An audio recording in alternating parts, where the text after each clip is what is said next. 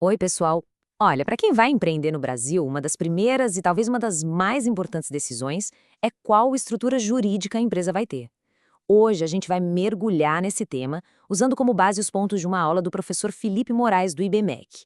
Vamos entender as duas opções mais comuns, a famosa Sociedade Limitada, a LTDA, e a Sociedade Anônima, a SA. Se a resposta for sim, essa conversa que a gente vai ter agora é, sem dúvida, essencial para a jornada de qualquer fundador. Essa escolha lá no comecinho vai definir muitas das regras do jogo para o futuro do negócio. Então, vamos lá. Isso aqui não é só uma formalidade legal, um papel para assinar, sabe?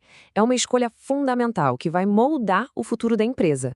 É como se fosse uma encruzilhada mesmo, de onde saem dois caminhos bem diferentes, cada um com sua própria paisagem e, claro, seus próprios desafios. E aqui está a diferença central de tudo que a gente vai explorar. A LTDA é o que chamamos de sociedade de pessoas. A identidade e a relação entre os sócios são a base de tudo. Já a SA é uma sociedade de capitais. O que importa, no fim das contas, é o dinheiro investido. Então a grande pergunta é: o DNA da empresa vai ser construído em torno das pessoas ou do capital? Vamos começar por aquilo que geralmente mais preocupa quem está começando: o dinheiro. Como ele é estruturado e, claro, quais são os riscos financeiros envolvidos em cada modelo. E aqui a gente vê como o capital funciona de forma diferente. Na LTD, a gente fala em cotas. Para vender uma cota para alguém que não é sócio, precisa da aprovação dos outros. É um sistema mais fechado que mantém o controle pessoal. Já na SA, a gente fala em ações, que foram feitas para circular livremente. A ideia é justamente ter liquidez e poder negociar isso no mercado. E responsabilidade? Bom, nos dois casos ela é limitada.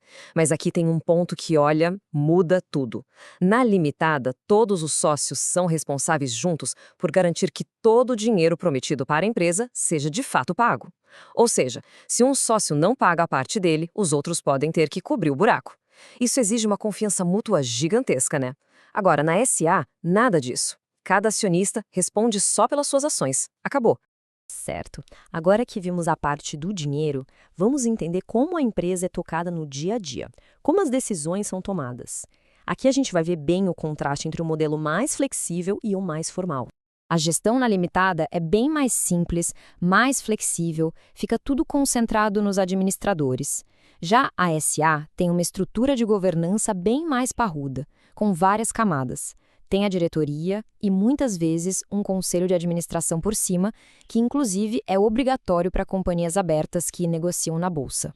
E essa diferença se estende para as formalidades do dia a dia. Na SA, ter um conselho fiscal para supervisionar as contas é obrigatório e as reuniões são sempre assembleias super formais. A LTDA, por outro lado, é bem mais tranquila. O conselho fiscal é opcional e as reuniões só precisam ser nesse formato de assembleia se a empresa tiver mais de 10 sócios. Essa imagem aqui resume bem a ideia. Todas essas escolhas sobre capital, sobre responsabilidade, governança, não são só regrinhas no papel. Elas definem o verdadeiro DNA operacional da empresa.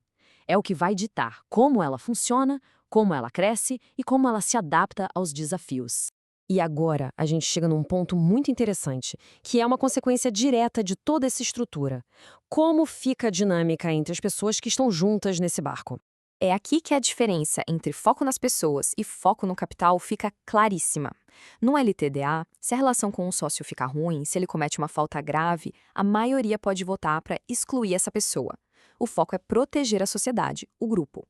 Já na SA, o que se protege é o capital do acionista. Não dá para excluir alguém. O que existe é o direito de retirada. Se o acionista não concorda com uma decisão muito importante, ele pode sair e receber o valor das suas ações. Tá, com tudo isso na mesa, como é que se faz a escolha certa? Vamos tentar resumir os cenários ideais para cada um desses dois modelos. A LTD costuma ser a escolha ideal para pequenos e médios negócios, sabe? Aqueles em que a identidade dos sócios é o coração de tudo.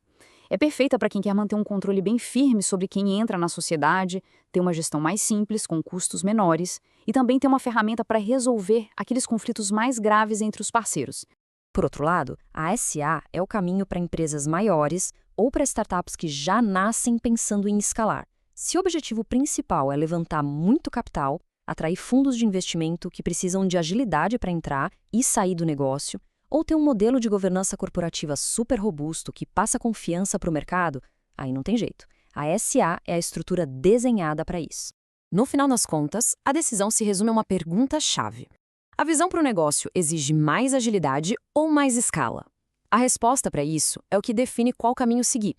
Vai ser a agilidade, o controle e a proximidade de uma limitada, ou vai ser a escala, a captação de recursos e a estrutura formal de uma SA?